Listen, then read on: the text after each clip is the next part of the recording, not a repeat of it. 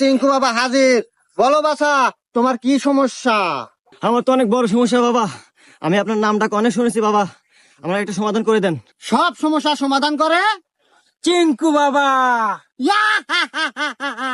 বল তোর কি সমস্যা? বাবা আমি তো 3 মাস হলো বিয়ে করছি বাবা, কিন্তু রাত হলে বউ আমাকে কাছে থাকতে দেয় না। গুরু, তাইলে আমি যাই। হুমুন্দি কয় কি? আমি কি মরে গেছি রে, তুই যাবি? শোন, তোর এই সমস্যার সমাধান আমি করে দেব, কিন্তু কিছু টাকা খরচ হবে তোর। বাবা টাকা আমার যতই যাই, কিন্তু আমার সমস্যার সমাধান চাই।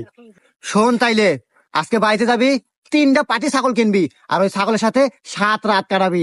আর রাত্রিবেলা যখন ওই ছাগল ম্যা ম্যা করবো, তখন তোর বউ বুঝতে পারবো, তারপর থেকে তোর কাছে থাকা শুরু করবো। ধন্যবাদ বাবা এত সুন্দর পরামর্শ দেওয়ার জন্য। জয় হোক চিঙ্কু বাবার, জয় হোক। যাই আমি ছাগল কিনেছি গে। এ গুরু, এ কেবা বুদ্ধি দিয়ে দিলেন?